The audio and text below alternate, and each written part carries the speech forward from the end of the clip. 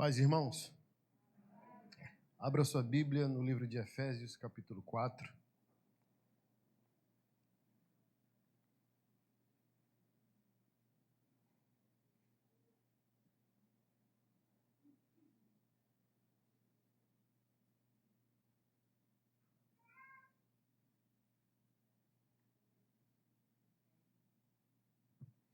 Efésios, capítulo 4, a partir do verso 11.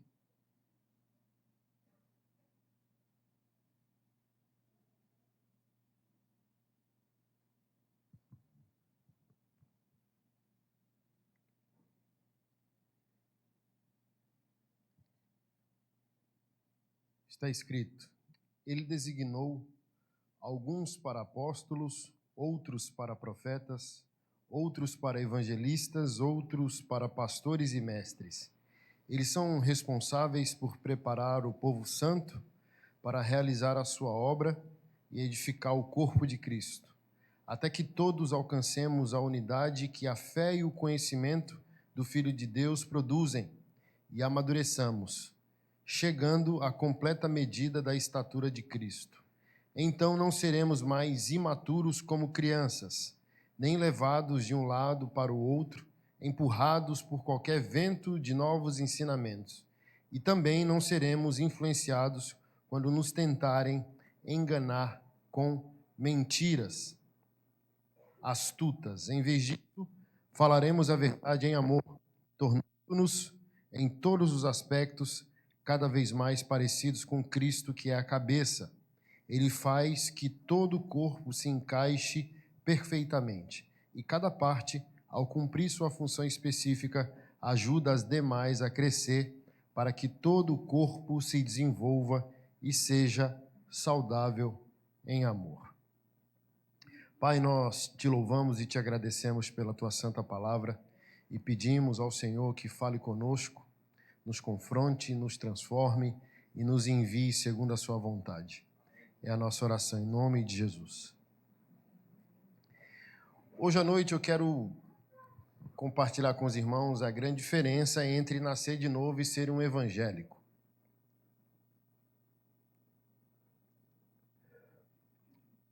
Ser evangélico, mesmo que seja algo muito bom, e mesmo que todos sejamos, não significa muita coisa para Deus. Por quê, pastor Anderson? Ser um evangélico é crer no evangelho. E não é algo bom, pastor? É algo muito bom. Mas por que eu estou falando tudo isso? Porque Tiago, na sua carta, vai dizer, não com essas palavras, mas a gente pode ler para você entender o contexto, que os demônios são evangélicos.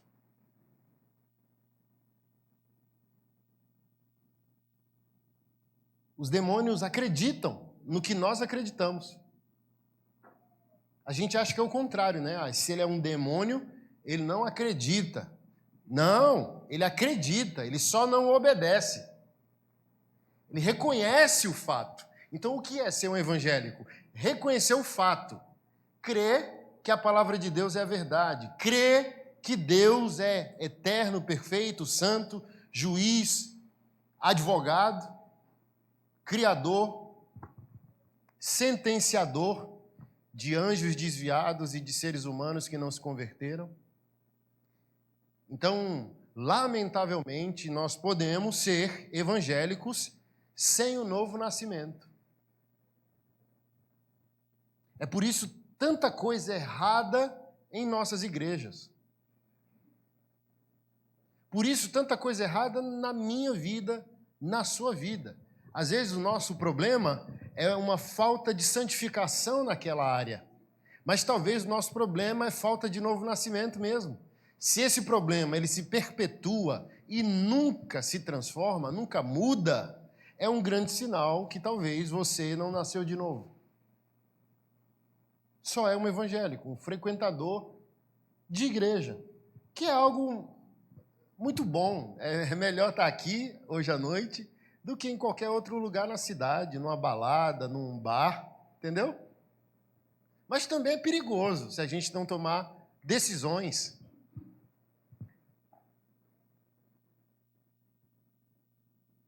Por exemplo, Ananias e Safira eram evangélicos. Concorda comigo? Iam fielmente para a igreja. E até ofertaram, mentindo, mas ofertaram. Mas o que aconteceu com eles? Judas não era um evangélico? Óbvio que era. Se tornou até apóstolo e tesoureiro do ministério de Jesus. E era ladrão. Não estava na meu campo de ideia falar de Judas, mas agora eu peguei o exemplo perfeito. Ele é um evangélico comum, com ministério, com responsabilidades, com fidelidade ao que é sagrado, porém sem novo nascimento. Ele chegou a ser apóstolo sem nascer de novo. Ele chegou a ser tesoureiro sem nascer de novo. Que é o que vai definir tudo da nossa vida, é o novo nascimento. Não é, sou evangélico. Eu acabei de ver essa semana, numa Assembleia de Deus, não sei o ministério, não lembro, um casal com a bandeirona gigantesca, como se fosse a bandeira de uma torcida organizada, com a foto do pastor. E o casal correndo na igreja, para lá, para cá, e o povo gritando. E qual é a conclusão? Por que a gente julgou tantos católicos? Por idolatria.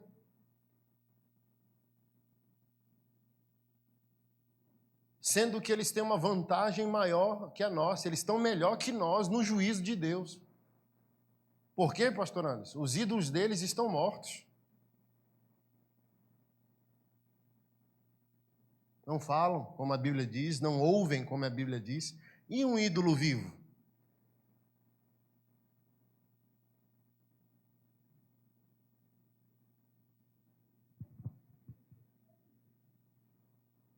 Eu acho que é menos pior ter um ídolo morto. É mais complicado ter um ídolo vivo, e um ídolo pastor. E eu falei, meu Deus, e o homem de Deus aceita, nem para repreender. Deus me livre de passar por uma situação dessa. O homem de Deus tem que repreender na hora. Ei, você é louco? Eu te repreendo em nome de Jesus. Não foi o que aconteceu com João e o anjo em Apocalipse? João se prostrou para adorar, tamanha a glória do anjo. Amém? E o anjo fez o que com João? Eu te repreendo. A tua adoração pertence somente a Deus. Em outras palavras, eu também sou criatura, como você é. A adoração não é a mim. Então, qualquer homem ou mulher de Deus que se preze, ei, varão, que é isso, varão? Uma bandeira. Esses dias, acho que mês passado, um irmão tatuou a foto do pastor Marco Feliciano.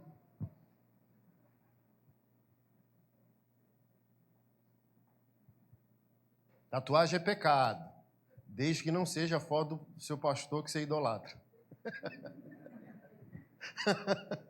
É igual assim, ó, a mãe não quer que o menino tatue, aí ele faz a primeira tatuagem. Mãe, eu te amo. Para ver se é um problema menor, entendeu? Aí nós pastores, irmão, não tatua, tatuagem é pecado. Aí o irmão chega com a foto do pastor. O pastor é pecado, mas ficou bonito.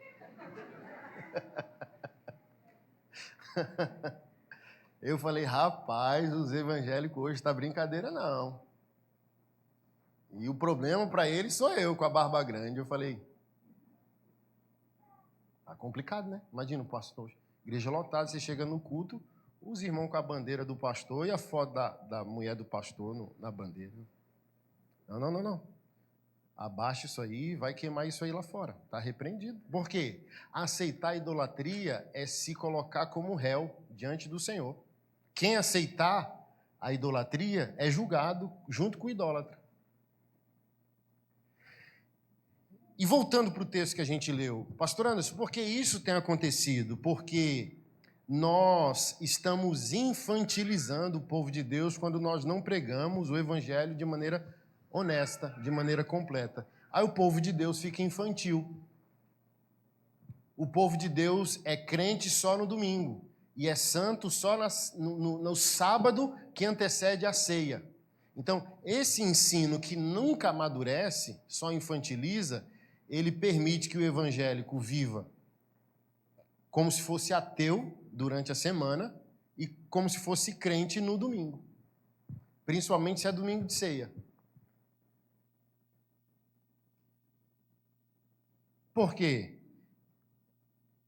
A falta de ensino gera falta de confronto.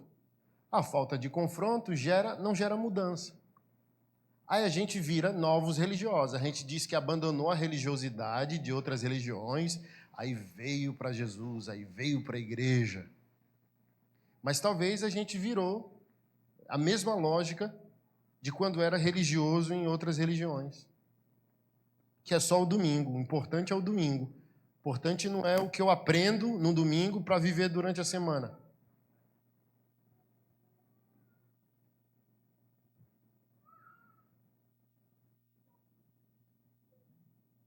E os resultados estão aí, e é por isso que a gente encontra entre nós crentes maus.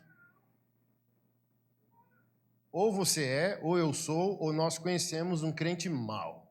Que você fala assim, meu Deus, não é crente. As brigas nas igrejas, as brigas dos departamentos, as brigas por orgulho, sabe? O que é isso, pastor Anderson? Ou falta de santificação, pode ser imaturo, ou falta de novo nascimento mesmo, porque quem entendeu perde. A Bíblia diz, né? O salmista pergunta, né? Quem subirá ao monte do Senhor? Quem estará no seu lugar santo? Aí o próprio salmista responde, aquele que é limpo de mãos, puro de coração, que não entrega sua língua à falsidade, nem jura enganosamente e sofre o dano. Quem nasceu de novo, ele não entra em bola dividida. Não. Entendeu? Tem um monte de irmão disputando, se louva, se prega, e você, não. Eu vou pegar a vassoura da igreja e eu fico com o banheiro. Quero louvar mais não, quero pregar mais não, o banheiro tá legal, se eu quero servir, não quero ser visto por ninguém, eu não vou ficar discutindo com vocês, eu vou ficar no estacionamento da igreja, eu vou ficar no banheiro da igreja, eu vou ficar no cantinho da igreja. Pode disputar aí quem é o melhor, quem vai cantar, quem vai pregar, porque é o que sai, como eu sempre digo, no Instagram da igreja, né? Quem lava o banheiro da igreja não sai no Instagram, mas quem louva sai, quem prega sai, né? Então, será que a gente quer servir mesmo? Ou a gente quer a foto? Então, essa maldade evangélica, essas pessoas que de maneira obstinada nunca mudam, e por nunca mudarem, só focam nisso, né? Ser santo é uma coisa exterior. Ser santo é a roupa que você veste, o tamanho do seu cabelo, a cor do seu batom, o tamanho da sua barba. Para um crente que nunca transforma, para ele a santidade dele é o que se vê, é o que está por fora. Mas a Bíblia desde sempre nos ensinou o quê? Desde a escolha do rei Davi. Não olhe para a aparência deles. Ele vai apresentar todos os filhos. Não olhe para a aparência deles, porque eu não vejo como o homem vê. O homem vê a aparência e eu vou ver o coração. A gente veio conversando no carro, eu e o irmão que foi me buscar, e eu falei bem assim, olha que coisa interessante, se a gente virar religioso, entendeu?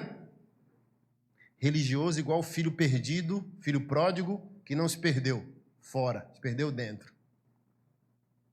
Ontem eu falei aqui os homens, né? Já leu a parábola bem lida? O foco ali não é o filho perdido que foi. O foco ali é o pai que é capaz de perdoar o filho que foi, mas também se assusta com o filho que ficou, porque o filho que ficou está perdido dentro da casa. Então, quando a gente fica muito religioso na aparência e não na essência, e não no coração, será que a gente queria congregar se acontecesse nos nossos dias em Fortaleza, um pastor plantou uma igreja aqui, começou uma nova igreja em Fortaleza? É? Oh, quem é o pastor? O pastor Davi. Aquele lá que adulterou com a Betseba e matou o marido dela? É esse mesmo. Quem aqui queria congregar com o rei Davi se fosse hoje? Quem tinha a situação, entendeu? Tem 3 meses que ele matou o marido da mulher e fez o que fez. Você não congregaria com ele, nem eu. Mas a história está lá para provar para nós que, de fato, Deus não vê o que a gente está vendo. Então, é melhor crescer por dentro, para Deus dar a graça para a gente ver o que Ele vê, porque Ele viu em Davi o que a gente não vê. É a minha oração sempre. Senhor, o que existia no coração de Davi para tu amá-lo dessa maneira? Porque se é só o que a gente vê, é só o que a gente analisa, uma situação como essa, para nós já está reprovada e não há remédio. Entendeu? É condenação. Você não tem cara de crente. Você não tem roupa de crente. Entendeu? Você não tem comportamento de crente. E onde a Bíblia diz que crente tem cara? E onde a Bíblia diz que crente tem figurino, jeito de crente, cara de crente? Onde que está na Bíblia?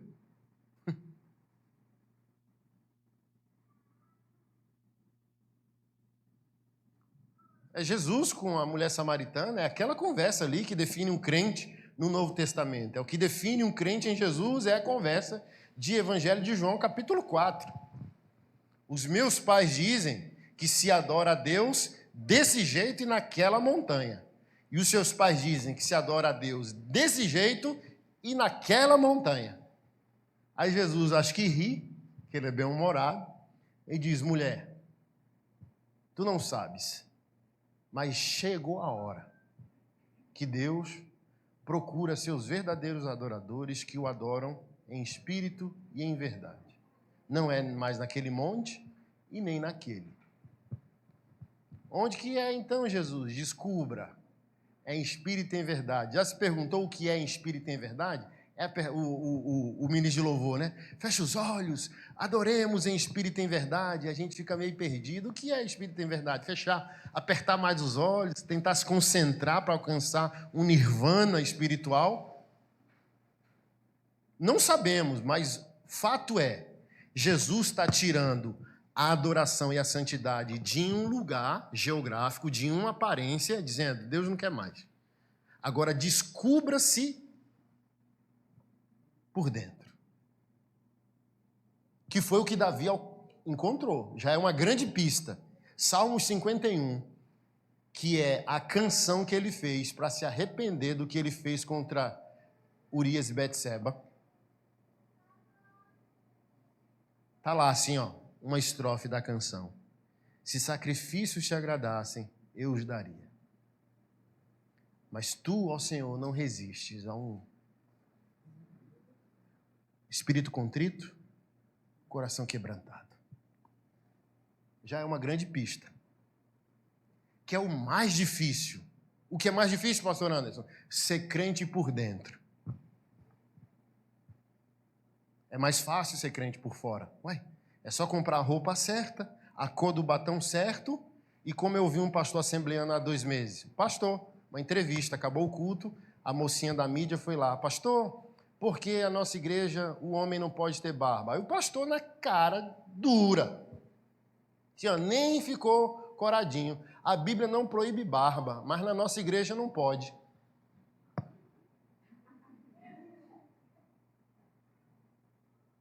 Igual o irmão essa semana, pastor, eu sei que a Bíblia não proíbe, paremos aqui.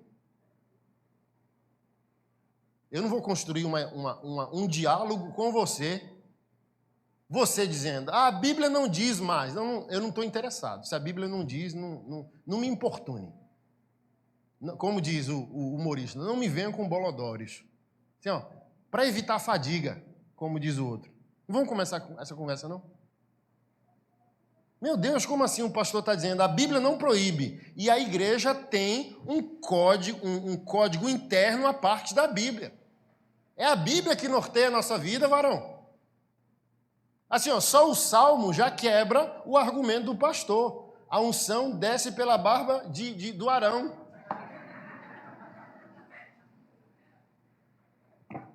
Com barba, com bigode ou sem bigode, careca, com cabelo grande, cabelo curto. A salvação pertence ao Senhor e não à nossa aparência.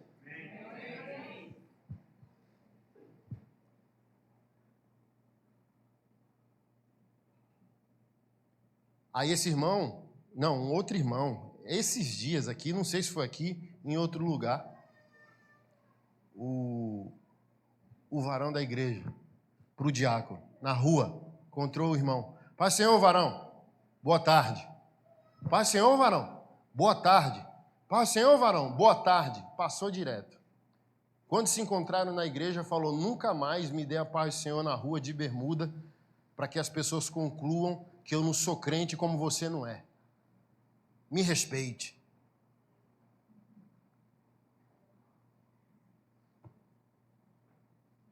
Olha só. O irmão de bermuda, o diácono dizendo que o irmão não era irmão, porque estava de bermuda.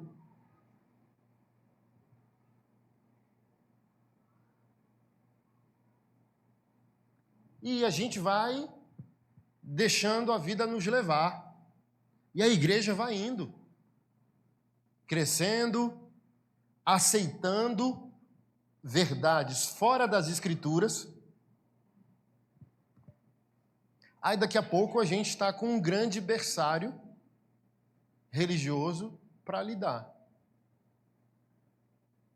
Como que a gente vai tratar um crente infantil com 10 anos de convertido? 20, 30?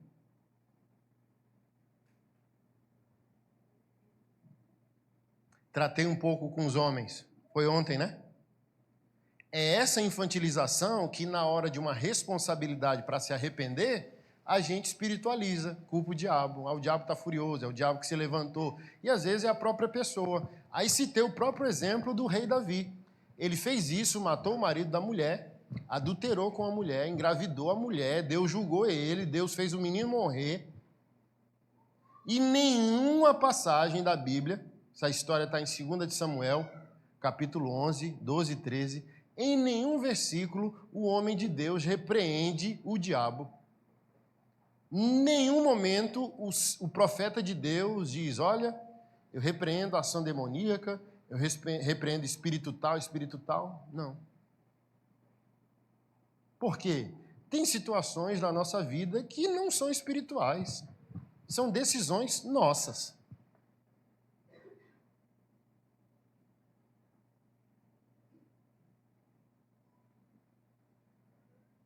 Isso requer o quê? Maturidade. Tem que ser maduro para dividir as coisas. Não, isso aqui é o diabo mesmo. Isso aqui sou eu.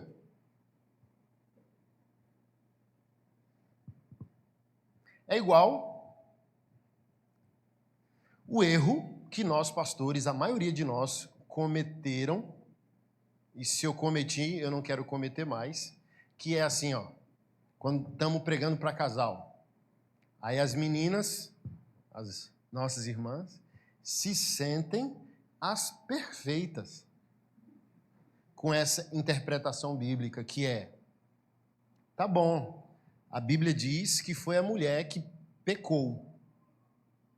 Paulo, escrevendo a Timóteo, diz que não foi o homem. O pecado original, a queda lá no jardim é da mulher. A mulher foi enganada e caiu em transgressão. E o homem depois, mas a mulher foi primeiro. Aí a interpretação dos pastores é, onde que Adão estava? Aí as irmãs, onde que Adão estava? Porque Eva só pecou porque o homem não estava guardando ela em nenhum jardim. E a gente acreditou nessa resenha por muito tempo. A gente creu nesse conto da carochinha, ó, por décadas. Mas quando você vai para o texto mesmo, você vai crescendo em fé, você vai, opa, espera aí, não é bem assim não. Por quê? Vamos lá, só um raciocínio básico. Hoje as mulheres são todas independentes, né? É o que o mundo está bradando, o feminismo, tal, por aí vai. Então, você está dizendo que a mulher não tem maturidade suficiente para ser independente. Você está dizendo que ela é o bebê de um homem. Toda esposa é o bebê de um marido. E o marido tem que estar vigiando ela para ela não tomar decisões precipitadas.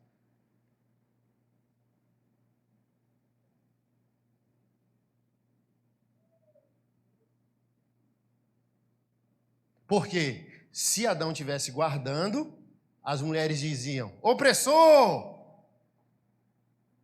Mas ele não estava guardando, elas dizem, omisso, eu só pequei porque você não estava aqui.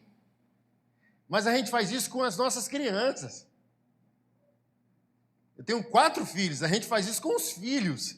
A gente vigia o comportamento do filho e não da esposa, porque ela é uma adulta. Então tem que ser maduro para aceitar isso, aceitar o fato que a mulher pecou porque quis pecar.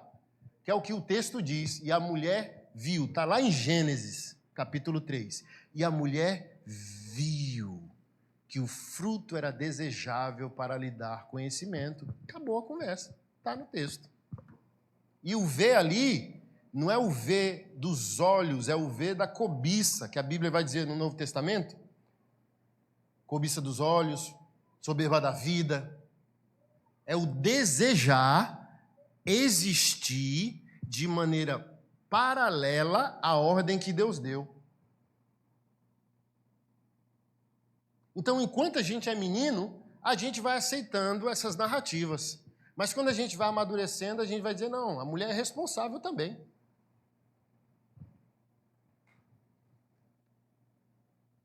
E hoje em dia, a gente está num mundo que ninguém quer ser mais responsável por nada. Não sei aqui, né? Mas em Brasília já está moda. Está na moda ser vítima de alguma coisa. Ninguém é responsável. Ninguém se responsabiliza por mais nada. A culpa sempre é de alguém.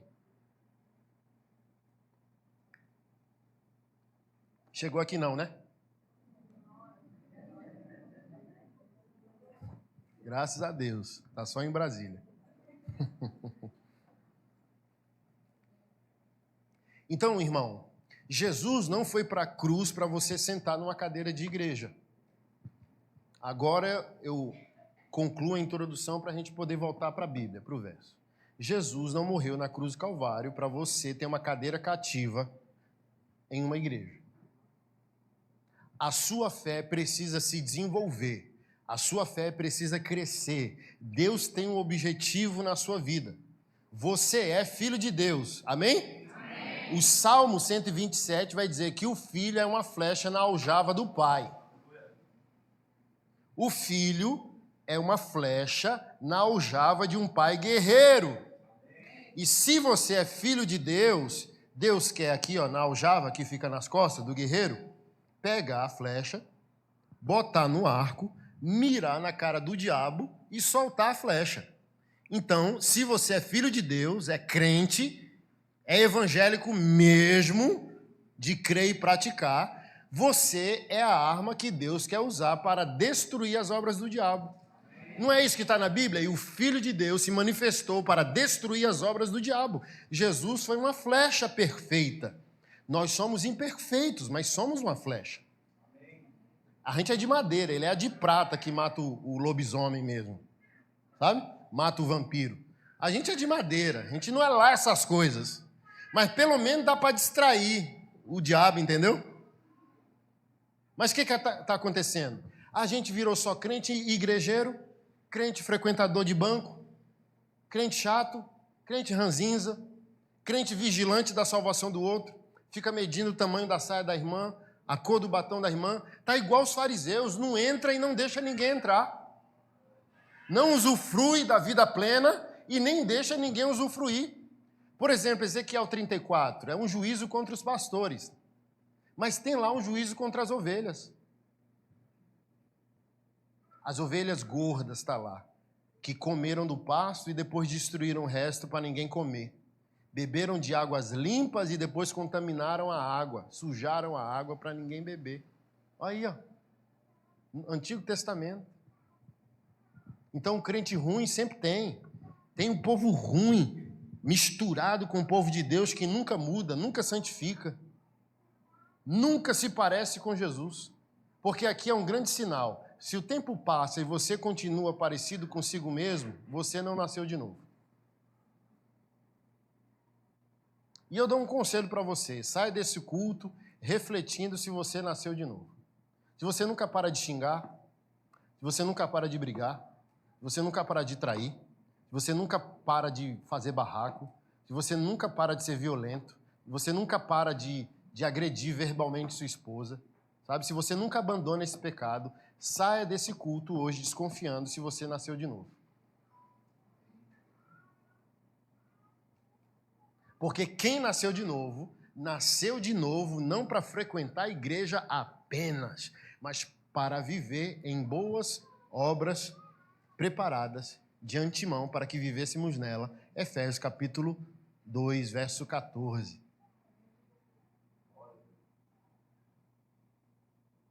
É o que eu sempre tento ensinar. As obras não salvam, mas as obras são a evidência da salvação. Entendeu? Mateus capítulo 25, Jesus: eu estava preso, faminto e nu, vocês me vestiram, me visitaram, me alimentaram. Aí quem fez, que estava à direita, que eram as ovelhas, diz: quando foi? Quem não fez, que estava à esquerda, que era bode, diz: quando não fizemos? Em outras palavras aqui, Jesus está dizendo: a cesta básica para o faminto não te salva. Mas se você nunca cuida de quem está com fome, é uma grande prova que você não nasceu de novo, que você não é salvo. Porque se você nunca cuida de alguém, você não tem o Espírito de Deus. Primeira de João diz isso: se você vê o irmão nu, com frio e faminto, e você diz: Deus te abençoe, se aqueça e coma, vá em paz. Mas se você não deu o que ele precisava, como pode permanecer em você o amor de Deus? Por quê? Quem nasceu de novo para uma nova vida. E essa nova vida é a vida que o Filho de Deus revelou. Então, quanto mais os anos passam, mais eu me pareço menos comigo, com o diabo, e passo a me parecer mais com Jesus, ok? Se eu me pareço mais com Jesus, eu vou praticar o quê? O que Jesus praticou quando estava aqui. É igual uma pastora essa tarde, eu vi um videozinho dela, eu achei bom demais. Aí o irmão, caixinha de pergunta do Instagram: pastora, Jesus bebeu vinho, por que eu não posso?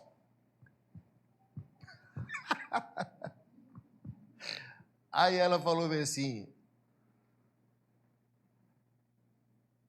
por que Jesus bebeu? Eu não sei, e não é da minha conta. Eu sei porque eu não posso beber. Mas se você quer imitar Jesus, por que você não começa ressuscitando uns mortos?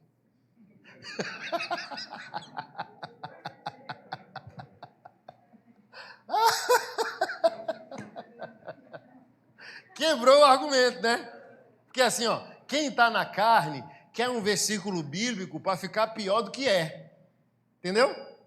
Mas quem está avançando não quer base bíblica para respaldar o que ele quer fazer, mesmo que não seja pecado. Aqui eu não estou discutindo o álcool. É assunto para outra pregação, ok? Eu estou discutindo o fato de que, se eu estou crescendo, eu não estou buscando versículos que me justifiquem, mas que me santifiquem, que me tornem melhor.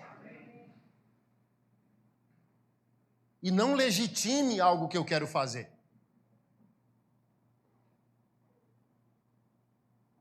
Porque aquilo que você quer fazer, que você conclui biblicamente que não é pecado, é você e Deus. Não precisa de plateia. É você e Deus e a sua casa, na sua casa. Se resolva com Ele. Entendeu? E eu achei sensacional. Isso é um sinal de infantilidade. A pessoa quer uma base bíblica para menos, quando ela deveria querer uma base bíblica para mais. Por exemplo, quem quer base bíblica para menos fica discutindo: e o dízimo? Não era comida no Antigo Testamento? Eu sempre pergunto, né? Nunca trouxe sequer um alface para a igreja para matar a fome de alguém. Se é comida ou não, não importa. O que importa é que você não está fazendo. Entendeu? No Antigo Testamento, então por que aqui tem que ser de um jeito e lá não era? Simples, a gente é uma sociedade capitalista hoje. De demanda, produção e negociação.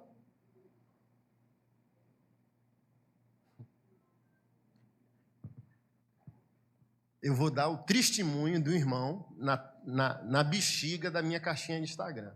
Ele veio lá. Por que vocês, pastores, insistem com o dízimo? Jesus nunca falou disso.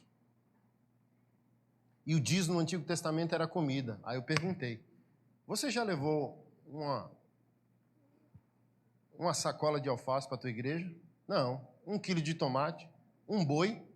Olha que coisa linda, chegar com um boi no culto de domingo. Pastor, eu trouxe meu dízimo. Aí o pastor, aleluia, vamos orar. Eu aceitaria o seu boi como dízimo. Eu cuido de 485 famílias de autistas e a maioria o pai abandonou. Eu matava o boi na porta da igreja com meus diáconos, dividia o boi, limpava, botava em saquinho por quilo e entregava para as 485 famílias. Não é nenhum problema. Então, irmão, você nunca matou a fome de ninguém. Aí eu falei, venci o irmão no argumento. Não venci, não. Aí ele voltou com outra pergunta. Se Abraão dizimava por semestre ou por ano, por que eu tenho que dizimar todo mês? Aí eu expliquei, somos uma sociedade industrial, capitalista, onde recebemos por mês. Ali era uma sociedade agrária e agropecuária, onde as pessoas plantavam ou criavam animais, faziam o abate quadrimestral, trimestral, semestral, anual, mas quando eles iam dizimar, eles dizimavam correspondente ao ciclo. Então, se o ciclo dele de plantio e colheita demorava 6 meses, quando ele tinha o lucro, ele ia para a casa do Senhor e entregava o dízimo. Essa é a diferença, varão. Você trabalha e recebe todo mês. E a igreja, todo mês, tem as suas demandas para cuidar da adoração a Deus e cuidar do pobre, do órfão, do estrangeiro e da viúva. Por isso que você traz seu dízimo à casa do tesouro. Aí, o irmão não ficou satisfeito. Aí veio com a nova pergunta. Qual que foi? Se eu der o dízimo e for despejado porque eu não paguei o aluguel, eu posso morar na sua igreja? Aí eu falei, e se a igreja for despejada porque não tem o dinheiro para pagar o aluguel, a gente pode congregar na sua casa? Aí eu falei, agora eu venci o irmão. Venci não. Aí ele veio com uma nova pergunta, falou, se eu der o dízimo e for preso porque eu não paguei a pensão, o senhor vai me visitar na cadeia e pagar o advogado? Aí eu falei, varão, você não vai ser preso porque você é dizimista. Pelo contrário, a Bíblia dá uma promessa. Fazei prova de mim.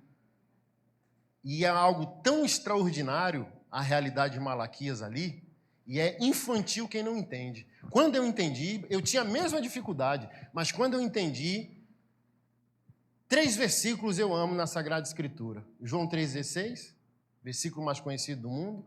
Malaquias 3, 8, 9 e 10, onde Deus diz que é roubado. E Gênesis 3, não lembro o verso específico, onde o Senhor pronuncia a Adão que a terra é maldita por causa dele, do pó viestes e ao pó voltará. Deus colocando o homem no lugar dele, né? Você é pó.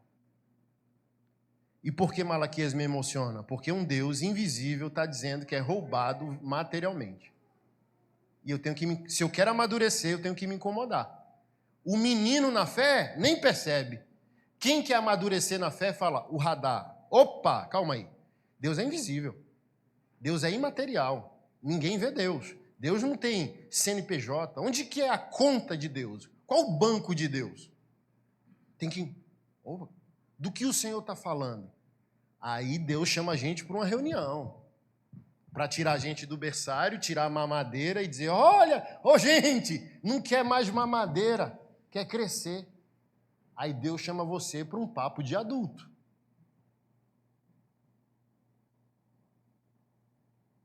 Aí eu falei, varão, você não vai ser preso porque você é dizimista. Porque a Bíblia diz que quando você fizer prova de Deus, e Deus cumprir a promessa, o texto de Malaquias diz que ele abre as janelas. Não está escrito isso? Está escrito porta? Está escrito porta lá? Janela. Certeza que é janela? Janela. É janela. E isso que é emocionante, porque uma porta você abre por dentro e por fora. E uma janela só se abre por dentro. Então o que foi prometido, só quem prometeu pode fazer. Se está escrito, eu abrirei a porta. Eu posso abrir, Deus pode abrir. Mas Deus disse que abriria as janelas dos céus. Só Ele pode abrir. Aí eu falei, você está vendo, varão? Você não vai ser preso porque você é dizimista. Você vai ser preso porque você foi um péssimo marido ao ponto de ter uma ex-esposa e uma pensão para pagar.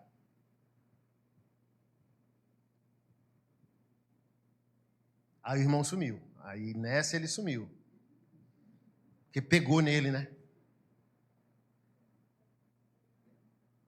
Você vai ser preso porque você é um péssimo homem.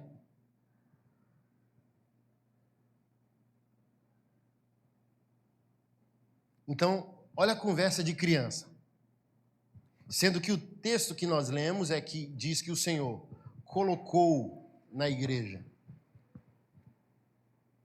os apóstolos, os profetas, os evangelistas, os pastores, os mestres, visando, enxergando a conclusão da fé dos filhos de Deus. Então, é necessário a gente entender que Jesus não foi para a cruz, não morreu por você, para você sentar no banco da igreja. Você precisa se assistir, se ver a sua jornada, ver a sua vida saindo do tremendal de lama e chegando no lugar que Deus quer que chegue. Que é a semelhança do Filho dele. Você não está aqui porque você quer ir para o céu.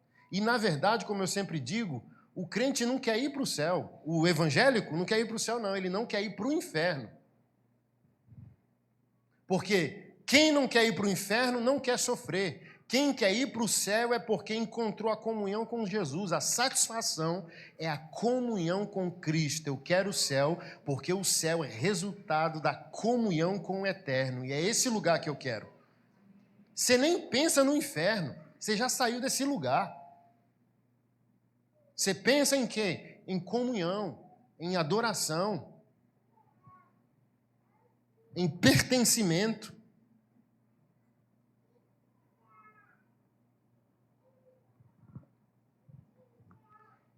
Então, o texto aqui vai dizer que há um processo até que cheguemos. Obviamente que o até que de uns é mais curto, de outros é mais longo, uns é mais rápido, outro demorado, mas está dizendo que até que cheguemos. Tem que chegar, tem que querer chegar, tem que visualizar a chegada. Eu tenho que ir para aquele lugar, eu tenho que sair de mim e chegar no objetivo da semelhança do caráter do Filho de Deus.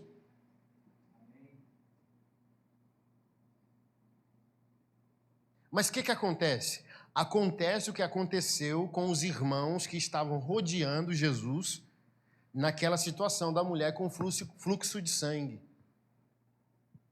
Ali somos nós evangélicos, porque passa o tempo, a gente perde o temor, a gente perde o extraordinário. Jesus é comum, já conheço esse versículo, já sei, já estou na igreja, nasci na igreja.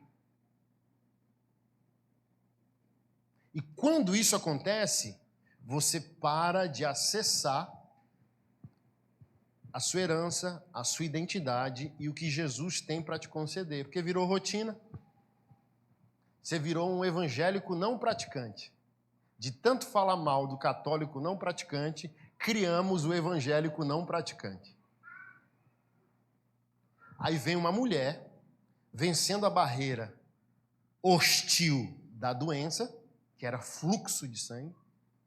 Primeiro, se fosse uma reunião de homens, ela como mulher não podia estar ali. Primeira barreira ela venceu. Ela era doente de uma enfermidade exposta, que concluía que ela era uma pessoa contaminada. onde o judeu poderia se contaminar e dar um problema, blasfemo com Deus. Ela venceu isso, entrando por baixo das pernas, indo escondida e falando consigo.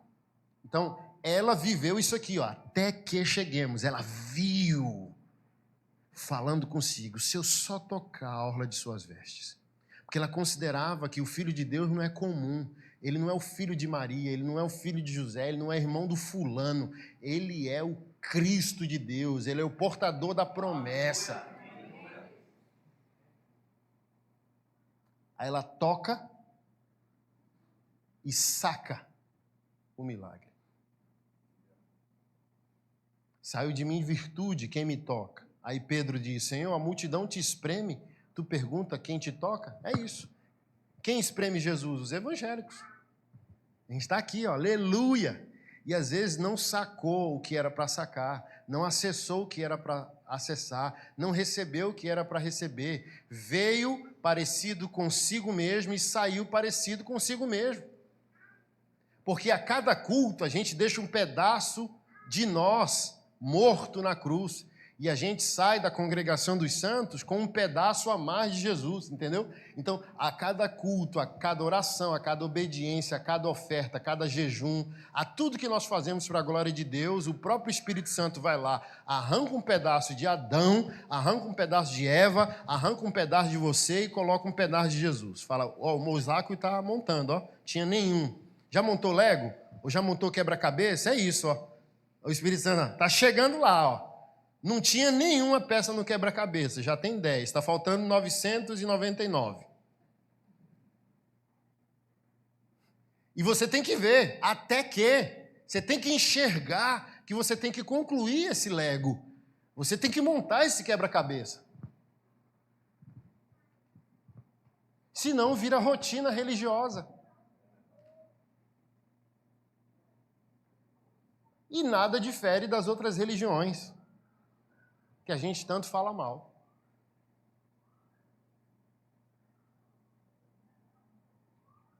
Porque se você chegou na congregação parecido com você e saiu parecido com você, você não adorou, você idolatrou. E Jesus não é seu ídolo, ele é seu Deus. Ele não está aqui para ser idolatrado, ele está aqui para ser amado, adorado, reverenciado. E quando isso acontece, eu dou exemplo do celular e da bateria. Jesus é energia.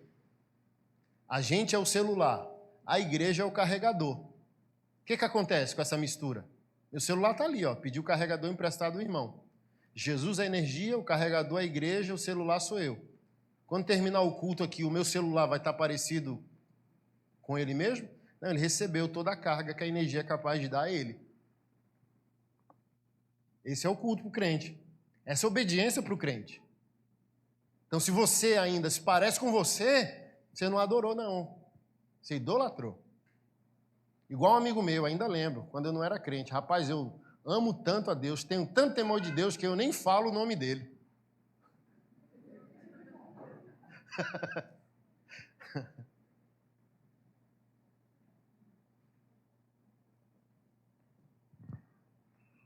Porque esse até que vai trazer identidade, vai trazer maturidade, vai trazer ministério a nós. A gente vai deixar de dar trabalho e começar a trabalhar. Porque quem é o crente chato? O crente que dá trabalho. O crente que dá trabalho é o crente que não está trabalhando.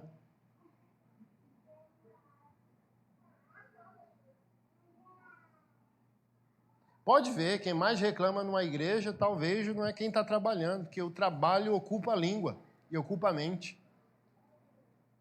E livra a gente do pecado. Meu Deus, pastor, esse pecado nunca sai da minha vida. Vai arrumar uns problemas para você resolver. Quando passar uma semana resolvendo o problema dos irmãos, você fala, eita, não estou mais pecando. Por quê? Pecado é tempo livre. Só peca quem está ocioso. O rei Davi pecou por quê? Está lá, ó, 2 Samuel capítulo 11, verso 1. No tempo em que os reis deveriam estar em guerra, o rei Davi mandou os generais e ficou. E o tempo livre levou ele a cobiçar a mulher do próximo. Então, só está pecando quem está com tempo livre. Porque, vamos lá, né? Muitas igrejas dizem que a evidência de ser cheio do Espírito Santo é orar em línguas estranhas. Eu não vou entrar em bola dividida, mas... E creio nos dons. Eu creio nos dons.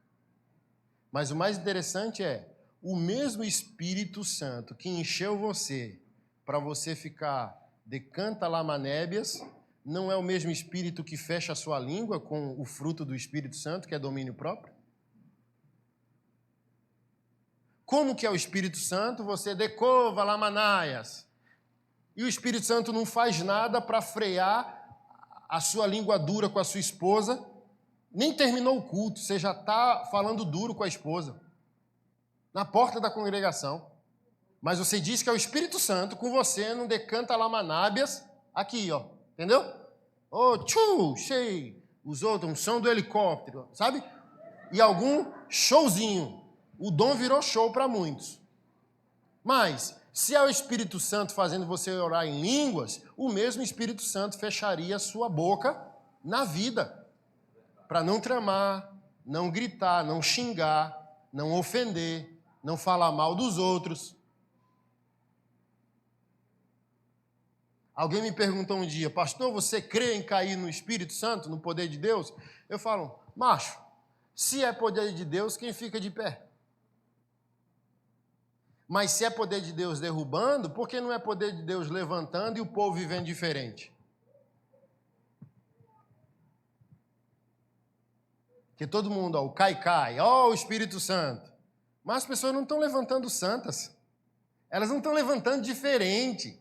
Então, se é o poder derrubando, deveria ser o poder levantando para uma vida nova. Para uma vida transformada.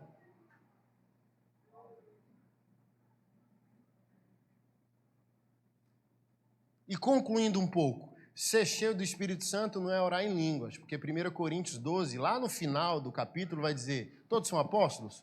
Todos têm dom de cura? Todos oram em línguas? Não. Então, ser cheio do Espírito Santo é mais ter o fruto do que o dom. Porque o dom nem nosso é, 1 Coríntios 12. E o Espírito Santo distribui os seus dons como lhe apraz. O dom é dele. E a gente é só o cano, onde o dom passa. Mas o dom é o que o Espírito Santo faz através de você. E eu não sei porque eu fico tão arrogante ao ser usado. Se não tem fonte em mim. Ah, eu fui usado por Deus, parabéns. Chegou o nível da jumenta da Bíblia, que também foi usado. Porém, o fruto do Espírito é o que o Espírito Santo faz em você. O fruto é propriedade sua, o dom é propriedade dele. Então deveria ser mais importante para o crente buscar o fruto, se parecer com Jesus, os frutos lá, o fruto, amor, e a partir do amor, como uma mexerica, mansidão, fé, domínio próprio, bondade, fidelidade. E está lá também as obras da carne. Fornicação, embriaguez, briga, fofoca, divisão. Então, chega, pastor Anderson, ora pelo meu marido, crente, está bebendo muito. Crente? É demônio não, vou orar não, é carne. É obra da carne, está lá, obra da carne. Não está lá obra do diabo, repreendo o Satanás. Não, obra da carne. Embriaguez é obra da carne. Fornicação, obra da carne. Fofoca, obra da carne. Maledicência, obra da carne. Não tem que orar, não. Tem que confrontar, repreender. Sacudir a pessoa, acorde. Olha o que você está fazendo com a sua vida. E Jesus teve essa autoridade.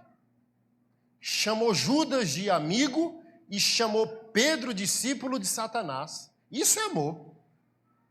Isso é misericórdia, compaixão, chama o traidor de amigo. Isso é um verdadeiro amor. Mas também é um verdadeiro amor você chegar para um amigo e falar, Satanás. Aí quando a gente está menino na fé, não, pastor, isso é duro demais. Jesus falou com o espírito que estava usando Pedro, não falou com Pedro, não. Falou com Pedro. Porque Satanás, a palavra grega Satã, significa aquele que se opõe. Não está dizendo demônio, está dizendo opositor, Satanás. Nesse assunto você se opõe a mim pensando nas coisas dos homens e não do alto. Você é o meu Satanás aqui, Pedro. Tem que ser muito leal, um amor muito leal para você fazer isso. Mas você posiciona a pessoa para ela entender, porque Pedro se envaideceu. Pode ver que os versículos estão perto. E Jesus perguntou: quem a sociedade diz que eu sou? Aí os apóstolos: eu. Diz que é Jeremias, Elias, um profeta. Aí Pedro: tu és o Cristo, o Filho do Deus vivo. Aí Jesus: nem carne nem sangue te revelaram, mas o Espírito do meu Pai te revelou. Pedro é homem, sim ou não? Você no lugar dele, eu no lugar dele faria igual.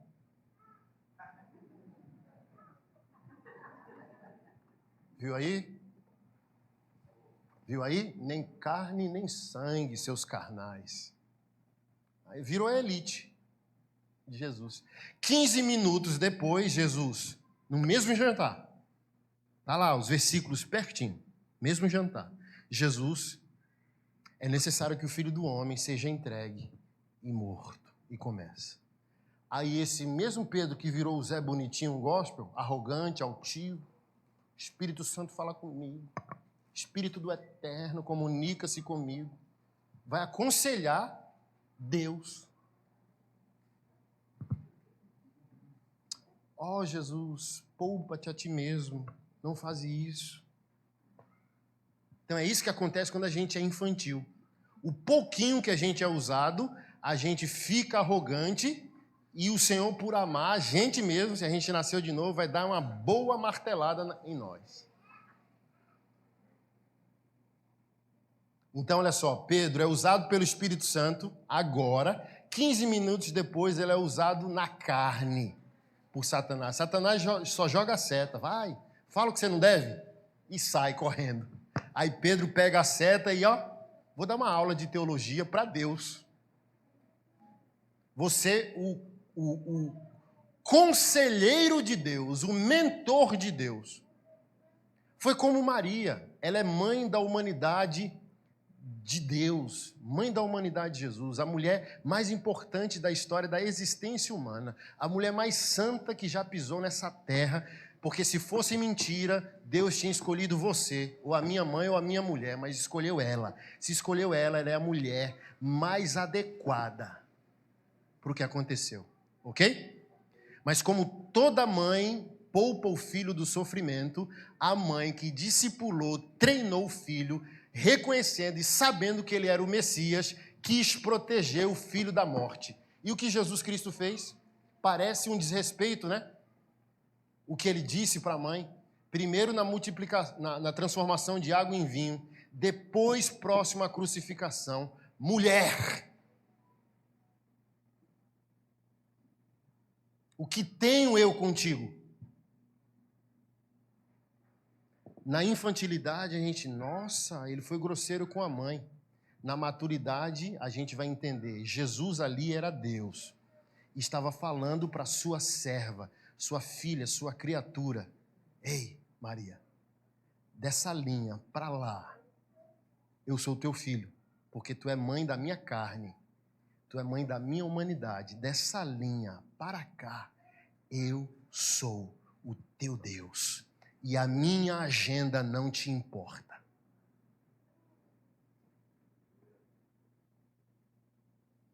E para ouvir coisas assim, a gente tem que amadurecer. Senão a gente fica nas emoções. Ai, meu Deus, então ele não me ama. A Bíblia diz em Provérbios que leais são as feridas feitas pelo que ama. Porém, os inimigos multiplicam beijos.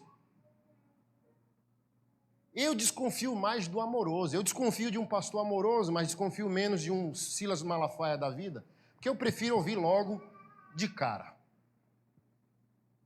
do que, ai, amado, querido, e não está querendo dizer isso. Então diga logo. O meu primeiro pastor, olha como ele recebeu na igreja. Cheguei, decidi membrar naquela igreja. E o meu pastor, um belo dia, falou: eu exerço a minha fé para lhe amar. Eu não lhe amo. Eu preciso de fé. E muita fé. Campina Grande, o camarada. Bigodão grosso. Aleluia! Aí conversa é essa, pastor Joselito? De onde eu vim, nem brinco o homem usa. Imagina ter a cara tatuada.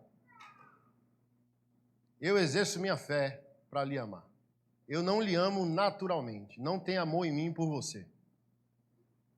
E já estou falando isso para você não criar expectativas e se colocar no seu lugar. Eu saí da igreja porque eu falei: rapaz, ninguém nunca me amou assim, rapaz. Coisa top. É isso que é ser crente? Aleluia. É isso que é ser crente? É. Então eu quero ser crente. Palavra que não faz curva, entendeu? Coisa dolorosa a mim era alguém chegar dizendo: rapaz, tu não sabe da maior.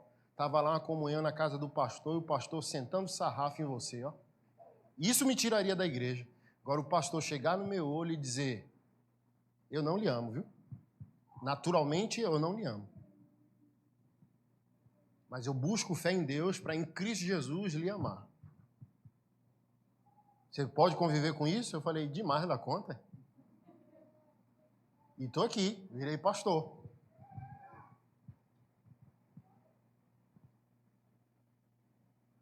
Então, por isso que a gente tem que sair da epiderme. Os crentes hoje é crente epidérmico. Estou tintindo. Como que foi o culto? Uma bênção. Por quê? Você lembra da palavra? Não lembro não, mas eu tinti. Irmão, tintindo ou não, o compromisso do pregador é com a palavra. Você tem que se lembrar do que foi pregado. Até para você questionar, aprender, ruminar, duvidar, conversar sobre a palavra pregada. Não porque você sentiu, não porque você se arrepiou, não porque você chorou. Porque sentindo ou não, a palavra é a palavra de Deus. E a palavra de Deus não está pedindo concordância, não está sugerindo nada. A palavra de Deus é uma sentença, é um decreto. Você recebe e vive, ou você desobedece e morre. A escolha é sua, não tem que sentir nada. Está escrito? Tá. Eu falo isso, alguns pastores não gostam, não. Porque hoje, buscar ser fiel é agressividade, né? Não, a gente está no século XXI, as coisas têm que... Irmão, essa palavra me transformou. Eu falo, eu creio até na fitinha da Bíblia. Eu não duvido de nenhuma palavra que está aqui, ó. Os 66 livros de Gênesis a Apocalipse, cada letra, cada palavra, cada versículo e até a fita, até o nome da editora eu acredito.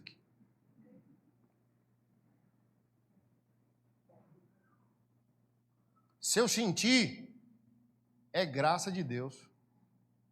Se ele fizer um milagre, graça de Deus. Se ele curar, graça de Deus. Entendeu? O que ele fizer, ele está certo, sim ou não? Eu preguei isso há 2 anos, os crentes ficam chateados. E eu falo bem assim, ó, você quer entender o evangelho? Quero. Você vai buscar ser o crente mais fiel do mundo. Vai chegar o dia do juízo e ele vai falar, pode falar para você, eu não te quero, tá? Eu vou te condenar ao inferno. E você tem que sorrir, porque você está vendo a majestade, maravilhado, estupefato, assim, e cantar a canção de Moisés, Apocalipse capítulo 15.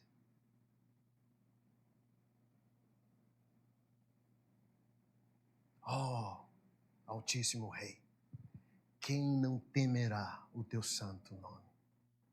Retos e justos são os teus juízos e decretos. E descer para o inferno adorando, sorrindo. E sair com essa imagem, assim, eu vi o Deus perfeito. Por quê? Quem vai chegar no céu e vai dizer que merece estar lá? Tu ousa?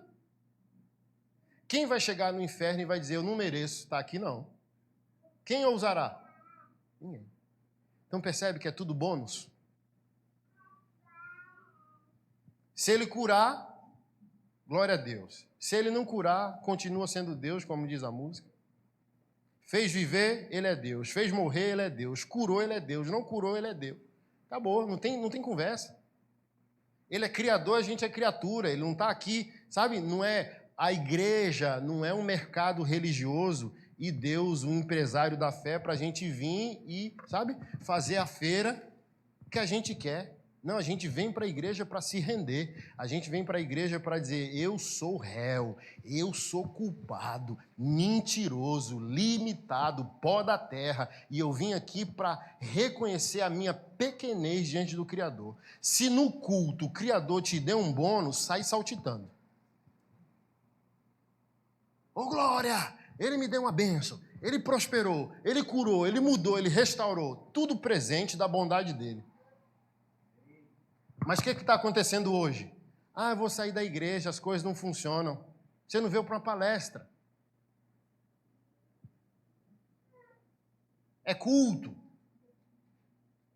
E culto não é para você, culto é para Deus. Culto não é para você se sentir bem, é para o Criador se sentir saciado, agradado. É sobre ele, velho. Por isso os crentes estão imaturos. A igreja é o mercado deles, Deus é o empresário que vai dar para eles o que eles querem. Por isso a gente está infantil, porque a gente veio para a igreja para quê? Buscar bênçãos e não ser uma bênção. A gente veio para a igreja para viver, quando a gente deveria entender que vem para a igreja para morrer.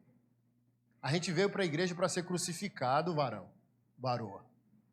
Você não veio aqui para ser curado, restaurado, nem nada. Você veio aqui para clamar que o Criador não destrua você eternamente.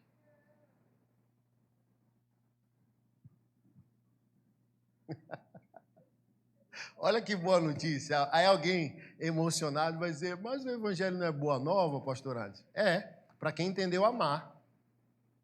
O evangelho só é boa notícia para quem entendeu a má notícia, só. Qual a má notícia? O inferno é nosso. E qual é a boa? Quem se rendeu ao Filho de Deus, ele manda você descer do trem. Entra na frente do trem, maquinista, para aí. Pode descer aí a Maria, porque ela se rendeu a mim. E o restante? Pode seguir o trem. Essa é a má notícia. Filhos da ira, inimigos de Deus, com destino certo para o inferno. E qual é a boa nova? O Filho de Deus para o trem para alguns.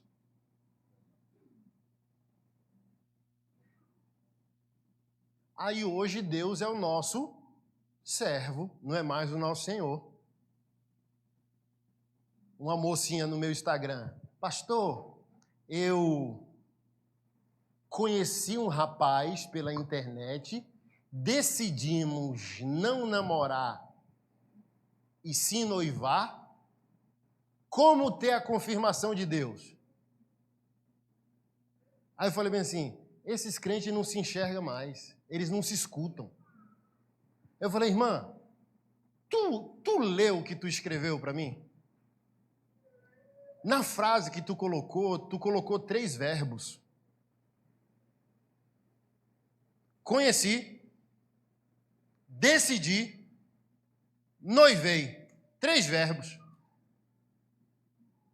Aí depois que conheceu, decidiu e noivou, quer vir para a igreja como se fosse um supermercado, para fazer a feira dos produtos que ela quer, para obrigar o pastor a virar tipo uma cartomante gospel, abrir uma bola de cristal gospel e adivinhar se Deus concorda ou não com aquele arranjo.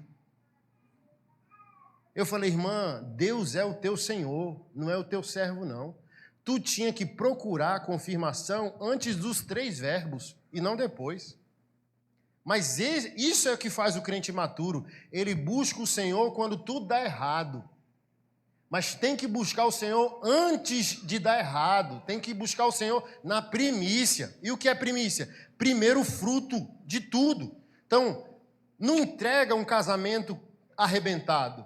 Entrega a decisão de um namoro, de um noivado. Entendeu? Entrega o início. Busca quando o cheque volta. Busca quando entra no Serasa. Mas não busca quando está tudo bem. Não busca quando não tem dívida. Ou seja, a igreja virou um lugar só dos crentes entregarem para Deus problema. E esses crentes nunca se tornam solução. E para encerrar, o fim do texto que nós lemos é: então não seremos mais como crianças, soprado por todo vento de doutrina. Olha uma novidade gospel. Olha outra novidade gospel. Olha o G12. Olha o M não sei o quê. Olha o paternidade espiritual. Olha a cobertura. Olha o church. Olha a igreja preta. Olha não sei o quê. Olha o LED. Olha o show. Olha o pastor tatuado. Olha o... E alguém maduro, como eu disse ontem para os homens, é alguém desconfiado. Tem uns irmãos aqui assim, ó. Aleluia, que palavra. E tem outros irmãos assim, ó. E eu sou mais fã de quem está com cara feia, para mim. Por quê? Está refletindo, não está? Isso aqui eu gostei, isso aqui não, isso aqui parece ser Bíblia, isso aqui não é. E vai chegar, vai sair daqui com um protocolo de análise. E é isso que define um crente maduro. Não é igual um menino, entendeu? Recebendo tudo. Não, tem que questionar. Tem que ser bereano, tem que ser bíblico.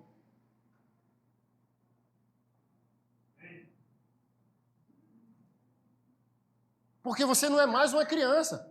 Porque criança que vive por novidade.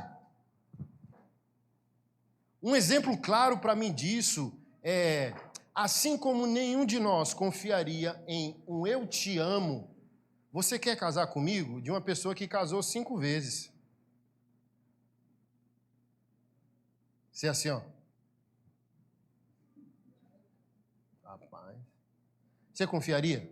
Uma pessoa casou 10 vezes e entra na sua vida dizendo: você é o amor da minha vida. Tipo assim, o Fábio Júnior, né? Umas 20 vezes casou, né? A Gretchen, assim, a Gretchen casou umas 50 vezes, né? Você confiaria? Assim, ó, varão, aqui você está solteiro. Aí a Gretchen entra na sua vida e diz: varão, você é a paixão da minha vida. Eu te amo. Você casaria comigo? Você casaria com a Gretchen, varão?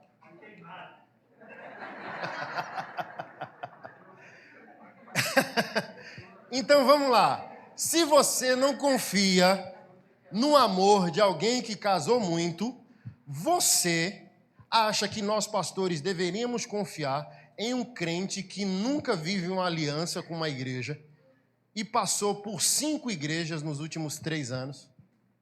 Porque crente verdadeiro que nasceu de novo, ele não tem um compromisso com a igreja local, ele tem um compromisso com Cristo.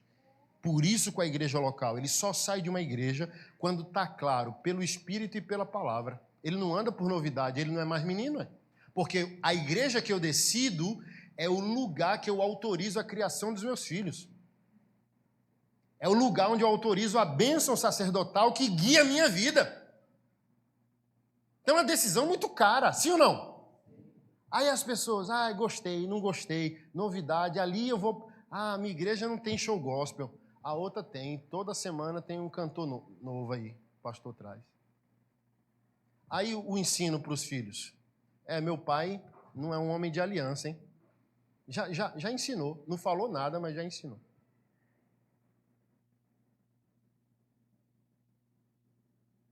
E os crentes em Brasília, Fortaleza não, graças a Deus, fica chateado comigo. Hoje, no início a gente é emocionado e a gente evita. Não vou falar isso, vou machucar as pessoas. Hoje eu faço questão. E eu fiquei sabendo que tem um pastor pior do que eu, que faz 3 entrevistas. Você pode frequentar a igreja que esse pastor pastoreia, pode ir. Frequentar todo domingo. Não, eu só quero vir para o culto. Ok. Eu quero me tornar membro. Aí ele fala, aí é outra conversa. Sabe o que esse pastor faz? Ele entrevista você com umas 300 perguntas no questionário e depois bota você com mais 2 pastores auxiliares dele para fazer uma nova entrevista para ver se você entra em contradição. É igual policial, ó. Tudo assim, ó. Aí eles vão perguntar: você tem problema com droga? Histórico com droga? Problema com adultério? Problema sexual? problema financeiro, se é mal pagador. E olha que graça, eles não perguntam isso para só saber. Eles querem conhecer a ovelha, porque se eles aceitarem aquela ovelha, eles vão, como igreja, auxiliar onde aquela pessoa sofre. Por exemplo, aquela pessoa tem problema financeiro. Essa igreja ajuda ele a pagar as contas e faz um curso com ele para ele ter maturidade na área financeira. Mas só não querer a entrevista, para esses pastores, já denuncia o problema. Entendeu?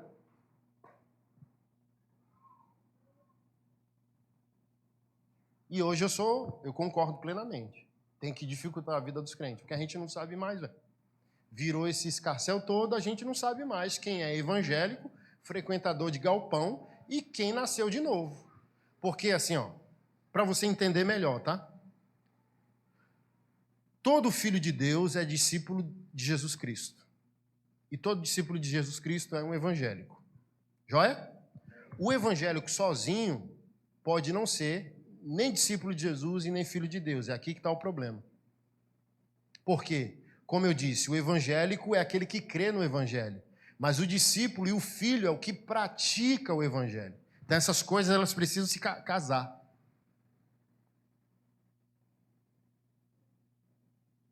Eu sempre explico assim, ó, Novo Testamento chama Deus de Pai 120 vezes. Chama Jesus Cristo de Senhor 320 vezes mais ou menos. Então, dá para a gente concluir as coisas. Deus não é pai de todos. Deus só é pai de quem Jesus Cristo é Senhor. Então, Deus é pai de quem Jesus Cristo é Senhor. Então, a gente vira discípulo e a gente se torna um evangélico. Mas o que aconteceu hoje? Está todo mundo se dizendo evangélico. Os jogadores de futebol, quase tudo evangélico. Mas olha o que eles fazem. Eles dão um gol para Jesus, bota a faixa 100% de Jesus, faz o gol e ó. Mas a vida, a gente sabe como é a vida de muitos deles. Eles dão um gol para Jesus e a vida para o diabo. Saem engravidando um monte de mulher e pagando pensão. É um pecado grotesco contra a família que a Bíblia institui, ué.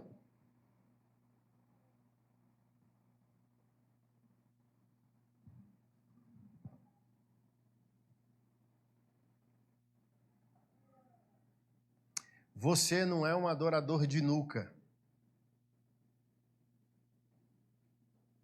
O que é um adorador de nuca? Você está sentado numa cadeira e está assistindo o culto pela nuca do irmão. Você é um filho de Deus, um discípulo de Jesus e um evangélico. Então, esse culto acaba, sai por aquela porta e vai honrar o seu nome. Seu nome é filho de Deus, discípulo de Jesus e um evangélico. Então, saia por aquela porta e honre quem você é. Não seja o crente 007. Rapaz, eu nem sabia que você era evangélico. Não faça isso.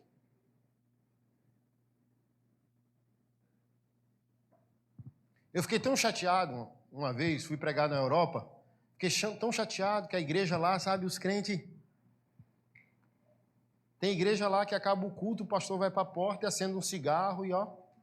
Em muitos lugares, o dízimo é descontado na folha de pagamento, porque o Estado que domina a igreja. E eu fiquei chateado, a Europa toda tomada pelos muçulmanos. Aí eu falei, rapaz, eu vou fazer um protesto, um voto com Deus. E eu rodei ali quase uns 10 países, pregando o evangelho com a Bíblia. Fiz igual o Lucinho uma vez. Não larguei a Bíblia. Ia lá, despachava as malas e as Bíblias. Aí quando eu vinha uns 10 muçulmanos assim, eu para onde eu ia com a minha Bíblia. E todo mundo censurando. Só não na Inglaterra, que é um país historicamente cristão, onde a rainha sustentou isso até sua morte ano passado, né? Os muçulmanos radicais lá subiam a calça. Andavam assim com a calça pescador. Por quê? As minhas vestes não vão tocar um solo maldito que a líder é uma mulher e ela diz que Cristo é líder sobre ela. É um protesto. Aí eu falei, eu vou protestar contra? Camarada desaforado, está no país dos outros, ainda fala um absurdo desse. Porque na coroa da rainha tinha um globo E acima do globo, Cristo, sinalizando que ela representava a submissão do país ao Senhor Jesus. Aí quando eu entrei na fronteira, na alfândega, né, Polícia Federal da Inglaterra, os soldados tudo armado, fuzil, uns barbudão também tatuado, eu fui passando com a Bíblia. Aí todos eles assim no corredor, fui passando, aí quando eu passava eles. Quando eu fui despachar a mala, a atendente assim pegou sorrindo, ela, good book, bom livro. Aí eu, good book. E hoje o crente está com vergonha. A Bíblia dele está no celular, que ele tem vergonha, principalmente os jovens. A época agora do empoderamento está com medo de ser cancelado. Mas se sua Bíblia está no seu celular, se a bateria acabar, seu danado, acabou a Bíblia na sua vida? Compre uma Bíblia, vá, dever de casa. Tem uma livraria evangélica aqui em Fortaleza. Não tem Bíblia, não? Vá comprar a maior que tiver. Porque assim, eu estou convertido a 24.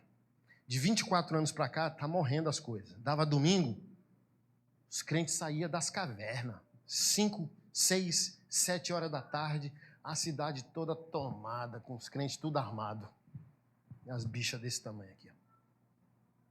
Hoje, 5, 6, um monte de gente pela cidade, mas gente, será que é crente? Não sei, virou tudo tecnológico. Os próprios pastores estão subindo no púlpito sem Bíblia, iPad, celular. Aí o povo fala, se nenhum pastor está prezando por isso, por que eu vou prezar? E para mim, tá? Eu, desse jeito, essa pureza, esse radicalismo puro, ele era muito bonito para mim. Eu via isso assim, a domingo, os crentes sem vergonha de Deus. E hoje os crentes têm vergonha de Deus. Você é crente? Tem que ver, não sei. Entendeu? Porque se você dizer, sou crente, eles vão perguntar, crente do Malafaia? É, crente do Malafaia. Por quê? É meu irmão, qual o problema? O que está pegando aqui?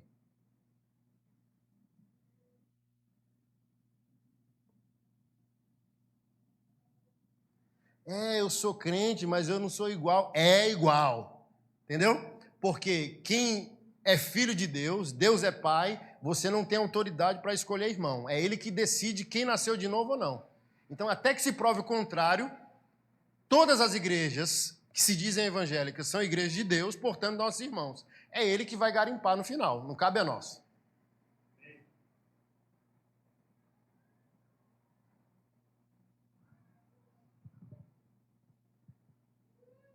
Então saia do tô te mentindo. Está escrito. Como que Jesus resistiu o diabo no deserto? Estou te mentindo? Como? Acabou. Fica de pé.